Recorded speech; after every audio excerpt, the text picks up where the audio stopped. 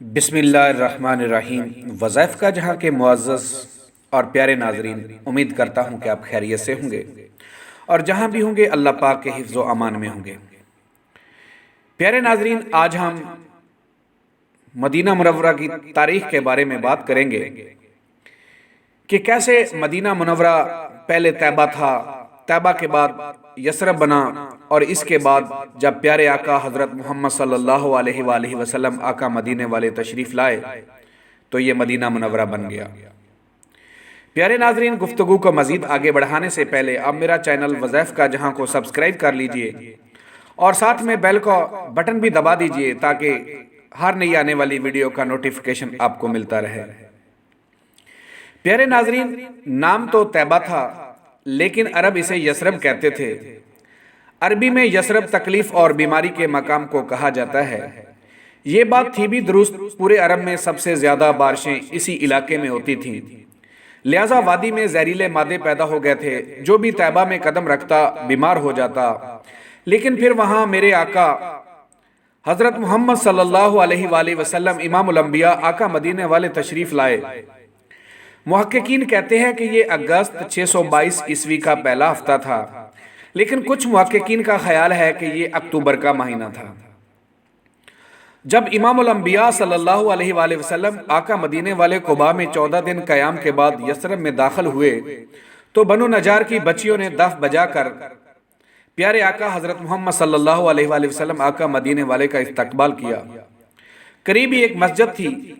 بتایا گیا کہ آقا مدینے والے امام الانبیاء نے یہاں ہجرت کی پہلی نماز جمعہ ادا فرمائی تھی۔ قلعے اور مسجد کے درمیان ایک احاطہ تھا اور احاطہ میں ایک چبوترے کے آثار تھے۔ وہاں امام الانبیاء آقا مدینے والے صلی اللہ علیہ وآلہ وسلم نے ایک صحابی کی درخواست پر نماز جمعہ ادا کی تھی۔ پلکوں پر آنسو آبشار کی طرح گرنے لگے۔ حضور صلی اللہ علیہ وآلہ وسلم آقا مدینے والے یہاں سے آگے بڑھے تو یثرب مدینہ بن گیا اور طیبہ منورہ، اور پھر یہ شہر دنیا میں سکون، ایمان، شفا اور قبولیت کا مرکز ہو گیا۔ یہ شہر کیا ہے؟ آپ اس کی حدود میں داخل ہوتے ہیں تو یوں محسوس ہوتا ہے جیسے سلگتے کوئلوں پر چلتے چلتے ایسی وادی میں آ گئے جہاں گلاب کی نرم پتیاں بچھی ہوئی ہیں اور ہوا عنبر اور مشک کے بطن سے جنم لے رہی ہے۔ دنیا بھر کے درخت دن کو آکسیجن اور رات کو کاربن ڈائی آکسائیڈ بناتے ہیں ماسوائے مدینہ کے اشجار کے۔ یہ بے ادبی ہے۔ ایک صاحب نے عربی کا ایک شعر پڑھا، واہ کیا نازک احساس اور ہزاروں لاکھوں پھولوں کی گندی فکر تھی۔ شاعر نے کہا، اگر تمہیں مدینے میں سکون نہیں ملتا تو پھر کہاں ملے گا؟ اگر تمہاری دعائیں مدینے میں قبول نہیں ہوتی تو پھر کہاں ہوں گی؟ انصار کو بڑی شدت سے آقا مدینے والے امام الانبیاء کا انتظار تھا۔ وہ روز صبح گھروں سے نکلتے اور شہر سے باہر آ کر آقا مدینے والے کا انتظار کرنے لگتے۔ سورج ڈوبتا تو ساتھ ہی آس بھی ڈوب جاتی، لیکن صبح سورج کے ساتھ شوق دید پھر آنکھ کھول لیتا۔ اس دن بے انتہا گرمی تھی، لوگ شام سے پہلے ہی مایوس ہو گئے، لیکن جو ہی حضور اکرم صلی اللہ علیہ وآلہ وسلم امام الانبیاء آقا مدینے والے کی اونٹنی نے قباء میں قدم رکھا، ایک یہودی نے آپ صلی اللہ علیہ وآلہ وسلم کو دیکھا اور اے لوگو تمہارا نجات دہندہ آ گیا کا نعرہ لگا کر گلیوں میں دوڑنے لگا۔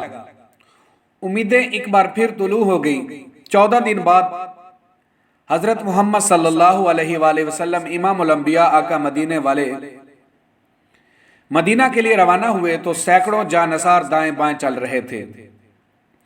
یہ انصار تھے، وہ انصار جنہوں نے آپ صلی اللہ علیہ وآلہ وسلم کے راستے میں آنکھیں بچھائیں۔ آقا مدینے والے امام الانبیاء کے ساتھیوں کو اپنے گھروں، کھیتوں، باغوں اور دکانوں میں حصہ دیا اور بدلے میں حضور اکرم صلی اللہ علیہ وآلہ وسلم آقا مدینے والے کو پایا۔ تاریخ کو حنین کی وہ شام کبھی نہیں بھولتی جب میرے آقا مدینے والے امام الانبیاء نے 9 مسلم مکیوں کو مال غنیمت سے زیادہ حصہ دیا۔ چند انصار نے یہ تقسیم ناپسند کی۔ آپ صلی اللہ علیہ وآلہ وسلم نے انہیں مخاطب کر کے فرمایا، کیا تم کو یہ پسند نہیں لوگ اونٹ اور بکریاں لے جائیں اور تم محمد صلی اللہ علیہ وآلہ وسلم امام الانبیاء آقا مدینے والے کو لے کر اپنے گھر آؤ؟ انصار بے اختیار ہو کر چیخے، ہمیں صرف رسول اللہ صلی اللہ علیہ وآلہ وسلم آقا مدینے والے درکار ہیں۔ اور پھر وہاں گریا کا سیلاب آ گیا، داڑھیوں سے آنسو ٹپکنے لگے، قریش اونٹ اور بکریاں لے گئے اور انصار کو امام الانبیاء آقا مدینے والے مل گئے۔ یہ اعزاز اب دنیا کی کوئی طاقت اہل مدینہ سے نہیں چھین سکتی۔ انصار مہمان نواز تھے، اللہ کے نبی صلی اللہ علیہ وآلہ وسلم سے بے انتہا محبت کرتے تھے۔ آج بھی مدینہ کے شہری کسی اجنبی کو دیکھتے ہیں تو اسے محمد کہہ کر پکارتے ہیں اور ساتھی کو یا صدیق۔ لہٰذا یہ دنیا کا واحد شہر ہے جس میں ہر مہمان، ہر اجنبی کا نام محمد اور ہر ساتھی صدیق ہے۔ انصار نے حضور اکرم صلی اللہ علیہ وآلہ وسلم کی تواضع کی اور ان کی نسلیں امام الانبیاء آقا مدینے والے کے مہمانوں کی خدمت کر رہی ہیں۔ رمضان میں پورا مہینہ اشیاء خوردنوش لے کر مسجد نبوی صلی اللہ علیہ وآلہ وسلم حاضر ہو جاتا ہے۔ دسترخوان بچھا دیے جاتے ہیں، میزبانوں کے بچے مسجد نبوی صلی اللہ علیہ وآلہ وسلم کے دالانوں، ستونوں اور دروازوں میں کھڑے ہو جاتے ہیں۔ حضور اکرم صلی اللہ علیہ وآلہ وسلم امام الانبیاء آقا مدینے والے کا جو بھی مہمان نظر آتا ہے وہ اس کی ٹانگوں سے لپٹ کر افطار کی دعوت دیتے ہیں۔ مہمان دعوت قبول کر لے تو میزبان کے چہرے پر روشنی پھیل جاتی ہے، نامنظور کر دے تو میزبان کی پلکیں گیلی ہو جاتی ہیں۔ ایک صاحب فرماتے ہیں، میں مسجد نبوی میں داخل ہوا تو ایک 7-8 برس کا بچہ میری ٹانگ سے لپٹ گیا اور بڑی محبت سے کہنے لگا، چچا آپ میرے ساتھ بیٹھیں گے؟ میرے منجمد وجود میں ایک نیلگوں شعلہ لرز اٹھا، میں نے جھک کر اس کے ماتھے پر بوسہ دیا اور سوچا کہ یہ لوگ واقعی مستحق تھے کہ رسول اللہ صلی اللہ علیہ وآلہ وسلم امام الانبیاء آقا مدینے والے اپنے اللہ کے گھر سے اٹھ کر ان کے گھر آ ٹھہرتے اور پھر واپس نہ جاتے۔ وہاں روضہ عطر کے قریب ایک دروازہ ہے، باب جبریل۔ آپ صلی اللہ علیہ وآلہ وسلم امام الانبیاء آقا مدینے والے ام المومنین حضرت عائشہ رضی اللہ تعالی عنہا کے حجرہ مبارک میں قیام فرماتے تھے۔ افطار کا وقت ہوتا، دسترخوان بچھتا، گھر میں موجود چند کھجوریں اور دودھ کا ایک پیالہ اس دسترخوان پر چن دیا جاتا۔